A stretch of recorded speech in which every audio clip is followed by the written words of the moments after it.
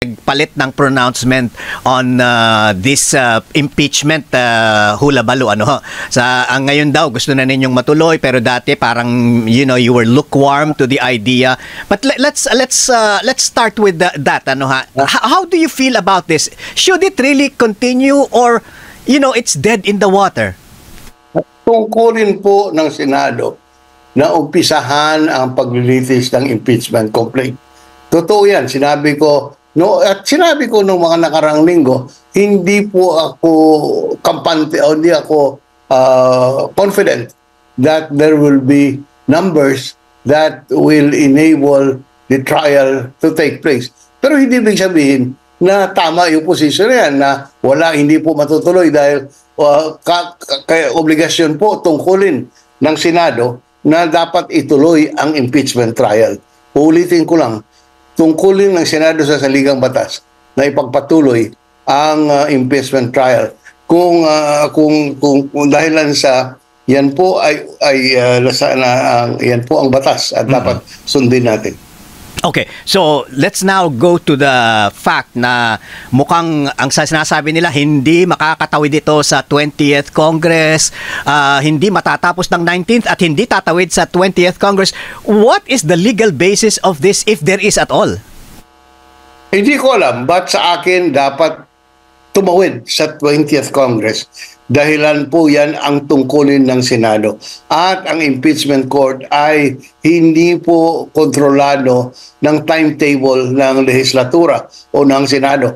May sarili pong timetable na pwedeng gawin ang impeachment court. At yan po ay maliwanag. Yan po ay ating kapangyarihan noon na talagang ina-exercise ng impeachment court. Nung ako'y Senator Judge, we set our own calendar. Ngunit umpisa pa lang, sa ngayon pa lang, sa aking tingin, obligasyon ng Senado na buuhin ang impeachment court at ako'y naniniwala na pwedeng tumawid sa susunod na Kongreso. Senator, meron ba talagang magagawa ang magiging desisyon ng Supreme Court kung dalhin sa kanila itong katanungan kung maaari bang mag-decide maaari bang tumawid sa 20th Congress ang jurisdiction ng impeachment trial ni VP Sara? Kasi kung titignan naman po natin, di po ba magkaiba sila ng branch of government? Hindi pwedeng mag-overlap ang powers ng one to the other. And if the Supreme Court will say something about this, hindi naman po yun in effect dapat matabunan yung desisyon ng ng Senate to continue or not, di po ba? Hindi Rika. Ang Korte Suprema ay siyang inatasan ng ating saligang batas na maging arbiter at siyang magsisettle ng mga conflict. Siya po ang magliliwanag sa mga provision ng ating saligang batas.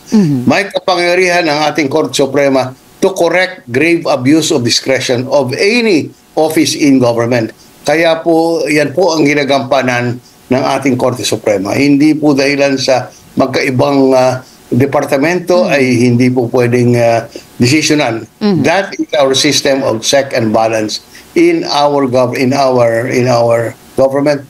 Yung Korte Suprema ang siyang maghuhusga kung alin bang tama o hindi. Opo. So hanggat hindi pa po nakapagdedesisyon ng Senado at ang sabi po ni SP Cheese, those who disagree with whatever the Senate decides can seek relief before the Supreme Court, saka pa lang po magsasalita ang Korte Suprema kapag may lumapit sa kanila. Ganun po ba ito?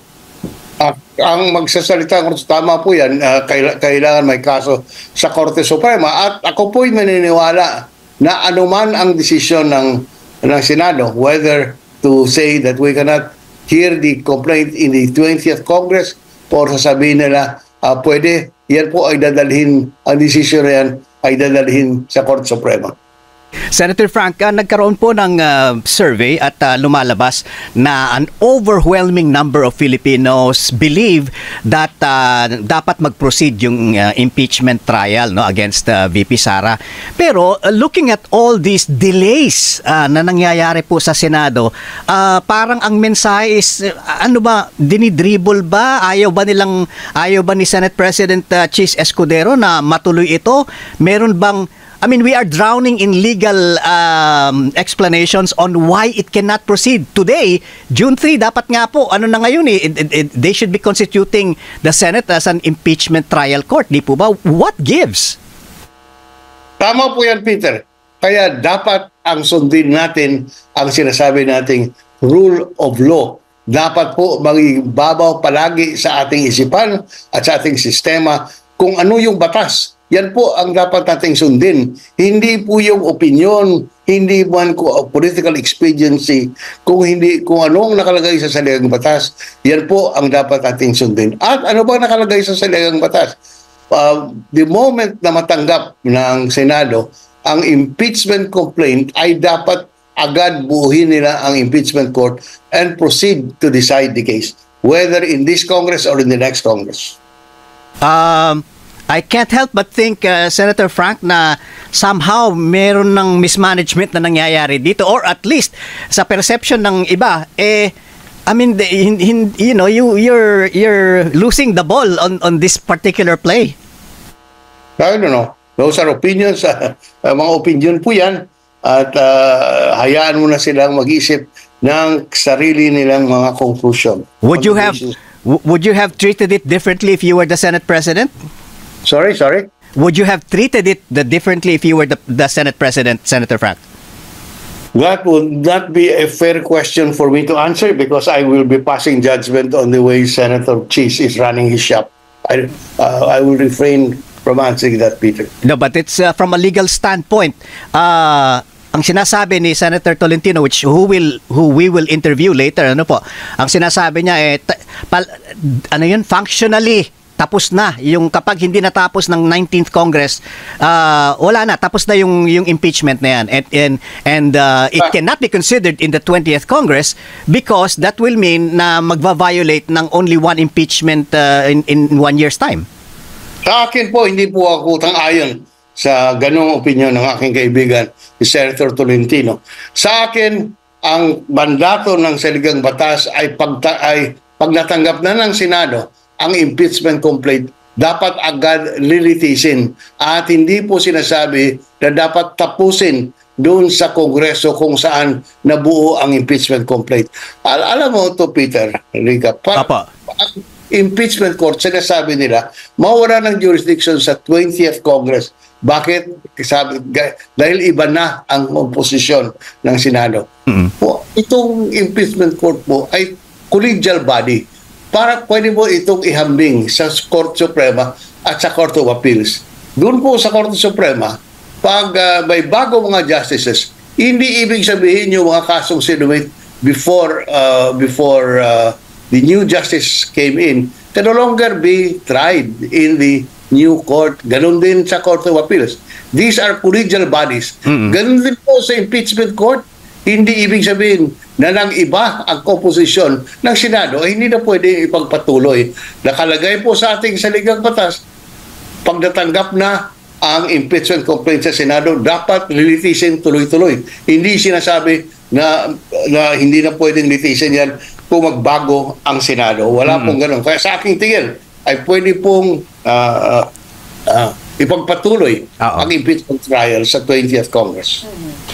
Senator, maari bang mangyari na ang isang impeachment trial can happen na parang in absentia po ba yung tawag doon, na yung mismong pinag-uusapang personalidad ay hindi kakailanganing umattend doon sa impeachment court? Kasi parang hindi po natin alam kung bakit pinapahaba. Ito ba ay dahil may takot na maapektuhan ang kanilang political run as senators, or may fear na mabangga yung malalaking mga political families na currently ay talagang maraming hold sa mga Pilipino, especially the voting public. Pwede po bang itry na lang ng Senado yung impeachment nang hindi uma-attend para lang masabi natin na maaari namang ituloy etong impeachment case na ito? Wala, hindi po kailangan na ang presensya noong ng respondent sa impeachment complaint na humarap sa Senado. Wala pong ganun. Kahit ang Senado po bilang impeachment court can proceed with the trial. Ang kailangan ng mabigyan ng notice ang respondent, given an opportunity to present their side before the impeachment court. Okay. Senator Frank, gaano ba kaseryoso, gaano ba kahirap na isingit, let's say, yung pagbasa ng mga charges against the VP at pag-constitute ng trial court ng Senado? Because it was supposed to happen yesterday and today. At ang sabi nga po ay maraming mga priority bills na dapat mo ng pagtuunan ng pansin.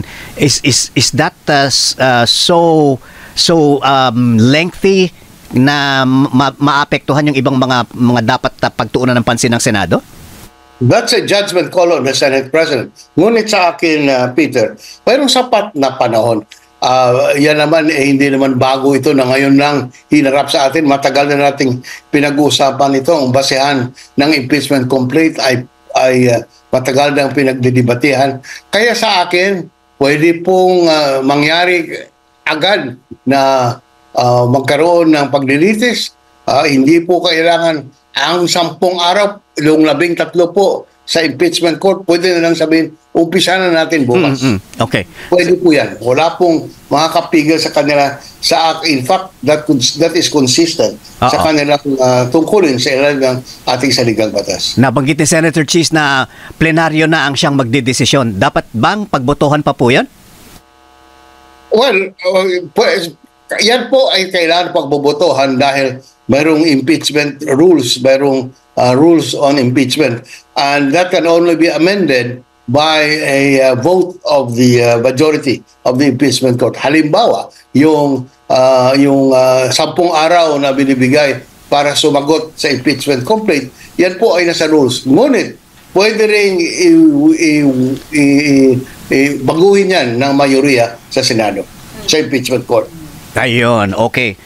Panghuli na lang, sa 2028 po ba, wala kayong balak kumandidato? Tagal pa. Alam mo, Peter, Apo. Rika, Peter, in 2028, ako may balak na sumali sa istasyon ninyo para ako po yung tatanong. Para magkasama na tayo, Senator Frank. Lagi ka namin tinatawagan. Ay, total, Peter, Rika, sa dalas nyo kung tanungin, isasali na ko sa inyong dalawa dyan sa 2028. Tama.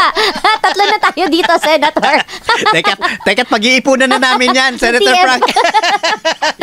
Senator Frank, thank you so much. Senator tayo, sir. Good Wala na morning. akong balak na bumalik. Ay, wala na po. Naku, malungkot na balita yan. You know.